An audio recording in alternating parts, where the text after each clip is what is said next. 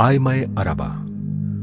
عمر ثانی کی وفات کے بعد اگرچہ سیاسی اقتدار کی کنجیاں پھر اسلام سے جاہلیت کی طرف منتقل ہو گئیں اور سیاسی پہلو میں اس پورے کام پر پانی پھر گیا جو انہوں نے انجام دیا تھا، مگر اسلامی ذہنیت میں جو بیداری انہوں نے پیدا کر دی تھی اور جس علمی حرکت کو اکسا گئے تھے اسے کوئی طاقت بارآور ہونے سے نہ روک سکی۔ بنی امیہ اور بنی عباس کے کوڑے اور اشرفیوں کے توڑے دونوں ہی اس تحریک کے راستے میں حائل ہوئے، مگر کسی کی بھی اس کے آگے پیش نہ چلی۔ اس کے اثر سے قرآن و حدیث کے علوم میں تحقیق، اجتہاد اور تدوین کا بہت بڑا کام ہوا۔ اصول دین سے اسلام کے قوانین کی تفصیلی شکل مرتب کی گئی اور ایک وسیع نظام تمدن کو اسلام کے طرز پر چلانے کے لیے جس قدر ضوابط و مناہج عمل کی ضرورت تھی وہ تقریباً سارے کے سارے اپنی تمام جزیات کے ساتھ مدون کر ڈالے گئے۔ دوسری صدی کے آغاز سے تقریباً چوتھی صدی تک یہ کام پوری قوت کے ساتھ چلتا رہا۔ اس دور کے مجددین میں وہ چار بزرگ ہیں جن کی طرف آج فقہ کے چاروں مذاہب منسوب ہیں۔ حاشیہ: امام ابو حنیفہ رحمۃ اللہ علیہ 80 ہجری یعنی 699 عیسوی میں پیدا ہوئے، 150 ہجری یعنی 767 عیسوی میں وفات پائی۔ امام مالک رحمۃ اللہ علیہ 95 ہجری یعنی 714 عیسوی میں پیدا ہوئے اور 179 ہجری یعنی 798 عیسوی میں وفات پائی۔ امام شافعی 150 ہجری یعنی 767 عیسوی میں پیدا ہوئے اور 240 ہجری یعنی 854 عیسوی میں وفات پائی۔ امام احمد بن حنبل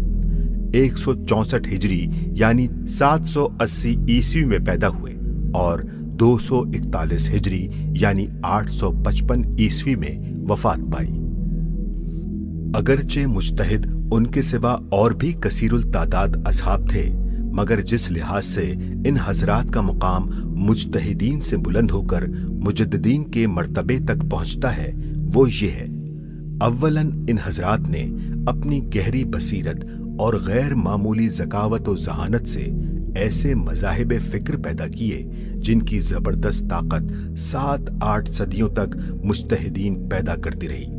انہوں نے کلیات دین سے جزیات مستنبط کرنے اور اصول شرع کو زندگی کے عملی مسائل پر منطبق کرنے کے ایسے وسع و ہماگیر طریقے قائم کر دیے کہ آگے چل کر جس قدر اجتہادی کام ہوا انہی کے طریقوں پر ہوا، اور آئندہ بھی جب کبھی اس سلسلے میں کوئی کام ہوگا ان کی رہنمائی سے انسان بے نیاز نہ ہو سکے گا۔ ثانیاً ان لوگوں نے یہ سارا کام شاہی نظام حکومت کی امداد کے بغیر اس کی مداخلت سے بالکل آزاد ہو کر بلکہ اس کی دراندازیوں کا سخت مقابلہ کر کے انجام دیا، اور اس سلسلے میں وہ تکلیفیں اٹھائیں جن کے تصور سے رونگٹے کھڑے ہو جاتے ہیں۔ امام ابو حنیفہ نے بنی امیہ اور بنی عباس دونوں کے زمانوں میں کوڑوں کی مار اور قید کی سزائیں بھگتیں، یہاں تک کہ زہر سے ان کا خاتمہ ہی کر دیا گیا۔ امام مالک رحمۃ اللہ علیہ کو منصور عباسی کے زمانے میں 70 کوڑوں کی سزا دی گئی اور اس بری طرح سے ان کی مشکیں کسی گئیں کہ ہاتھ بازو سے اکھڑ گیا۔ امام احمد بن حنبل پر مامون، معتصم اور واسق تینوں کے زمانے میں مسلسل مصائب و شدائد کے پہاڑ ٹوٹتے رہے۔ اتنا مارا گیا کہ شاید اونٹ اور ہاتھی بھی اس مار کی تاب نہ لا سکیں، اور پھر متوکل کے زمانے میں شاہی انعام و اکرام اور عقیدت و تعظیم کی وہ بارش ان پر کی گئی کہ گھبرا کر پکار اٹھے: ھذا امر اشد علی من ذالک، یعنی یہ مجھ پر اس مار اور قید سے زیادہ سخت مصیبت ہے۔ مگر ان سب باتوں کے باوجود ان اللہ کے بندوں نے علم دین کی ترتیب و تدوین میں نہ صرف خود شاہی نفوذ و اثر کو گھسنے کا راستہ نہ دیا، بلکہ کچھ ایسی طرح ڈال گئے کہ ان کے بعد بھی سارا اجتہادی و تدوینی کام درباروں کے دخل سے بالکل آزاد ہی رہا۔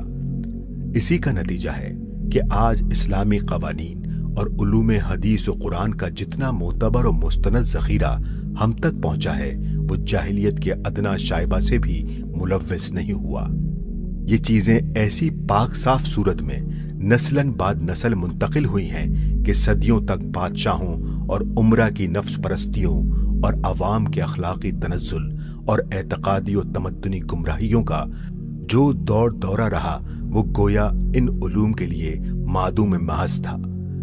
اس کا کوئی اثر ان علوم پر نہیں پایا جاتا۔